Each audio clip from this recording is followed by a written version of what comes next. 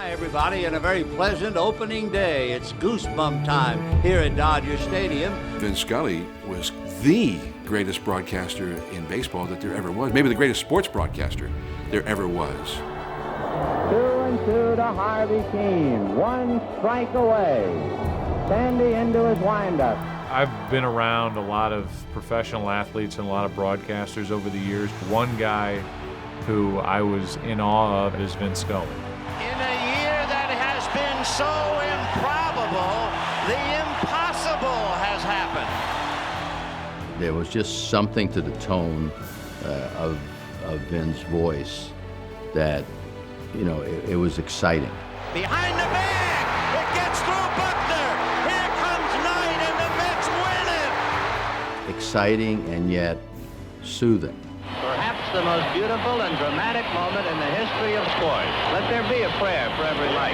And wherever you are, maybe you, in silent tribute to Campanella, can also say a prayer for his well-being. And he had ways of philosophizing about things that were extraordinary. It wasn't baseball, it was life. His voice, for one thing, is something that you never forget.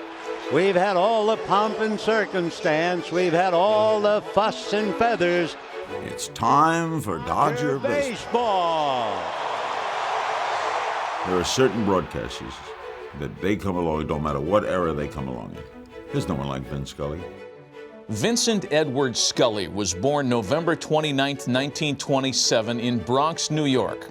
Growing up blocks from the Polo Grounds, Scully quickly became enamored with the game of baseball and the excitement it elicited from fans. I was a big Giants fan.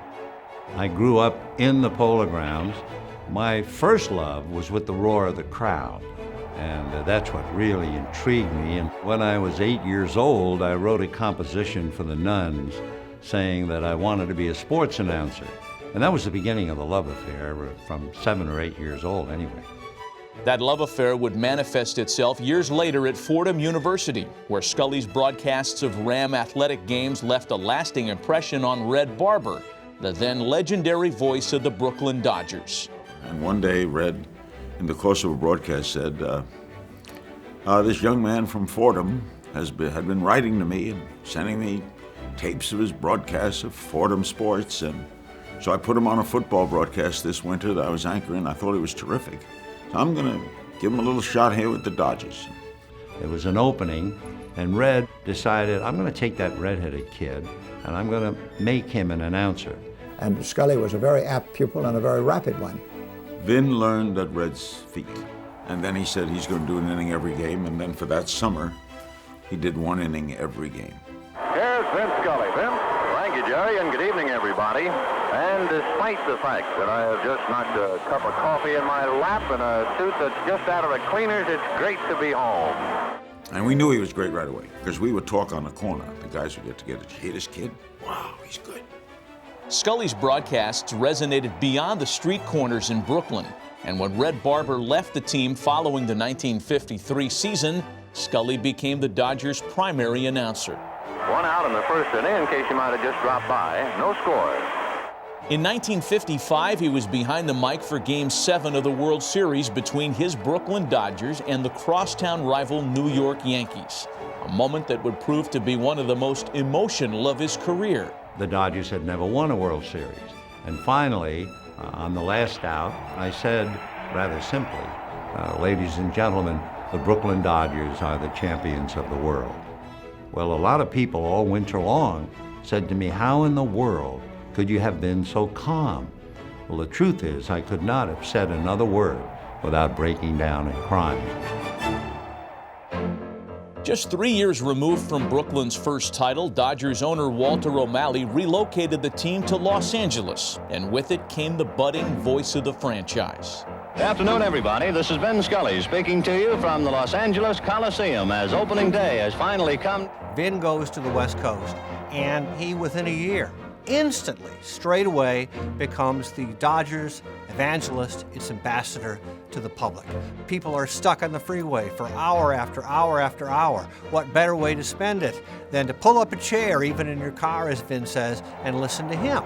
And let the personnel and the years change, they are still the Giants and the Dodgers, no two ways about it. People thought, wow, this guy is so good, and they started bringing their transistor radios to the ballpark.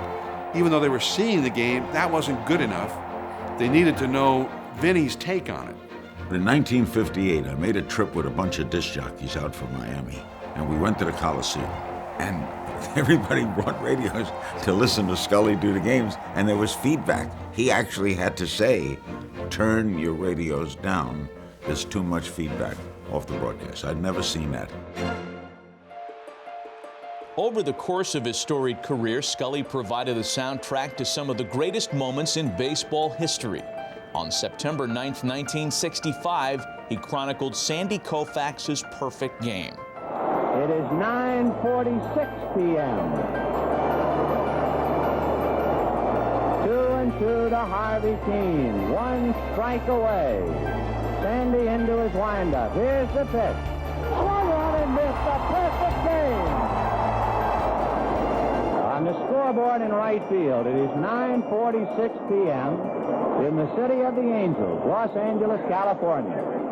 Most people in Southern California said to me, and it was written up, how dramatic, how theatrical it was that I had the time. Well, it was pure luck. I was just giving it for Sandy and for his grandchildren, and it just seemed to play very well. Vin was again behind the mic a decade later as a different type of drama unfolded at Dodger Stadium, as Cubs center fielder Rick Monday rescued an American flag from would-be arsonists. And Rick Monday runs and takes it away from him. I think a guy was going to set fire to the American flag. Can you imagine that? From Koufax and Monday's perfect plays to Buckner's blunder. Behind the bag, it gets through Buckner. Here comes Knight, and the Mets win it. To the most perfectly pitched game in World Series history. Got it. The greatest game ever pitched in baseball history by Don Wagner. A no-hitter, a perfect game in a World Series. Vin Scully has given voice to some of baseball's most dramatic moments, but arguably his most iconic call of all time came in Game 1 of the 1988 Fall Classic. I can still hear Vinny's voice when Kirk Gibson is limping out of the dugout. And look who's coming up. And with 2 out, you talk about a roll of the dice. This is it. They set the moment. The setup and the follow-up is also tremendous. High fly ball into right field. She is gone. In a year that has been so improbable, the impossible has happened. It's not really real until Vin calls it, and people ran to hear that call. It was the perfect line.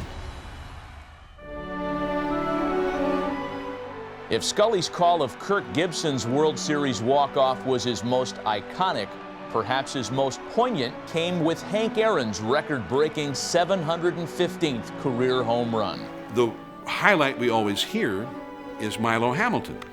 You know, there's a new home run champion of all time. You know, it's brilliant.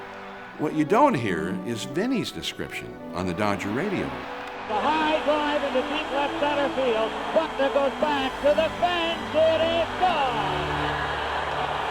And then Vinny never said a word for 3 or 4 minutes after that. The fireworks went off, the roar of the crowd. He just let it play. When he came back on the air, he described the scene with 50,000 people on their feet. What a marvelous moment for baseball.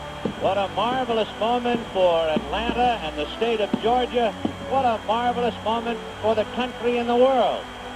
A black man is getting a standing ovation in the Deep South. I'm watching this in a hotel room 25 years after the fact. And not only gave me goosebumps, but brought a tear to my eye, because he was able to take it beyond just the baseball significance into the significance for our whole society. And I thought that was a better bit of baseball broadcasting than anybody had ever put together before. Vin Scully spent over 6 decades broadcasting Dodgers baseball. In 1982, he was inducted into the broadcasters wing of the Baseball Hall of Fame. In 2009, he was named the top sportscaster of all time by the American Sportscasters Association. Vin Scully will forever be remembered as one of the greatest broadcasters and Dodgers of all time. He is every bit as important to the game of baseball as anybody who's ever played it. He's the best there ever was and the best there ever will be. For all those glorious years, just thank you. Thank you so very, very much.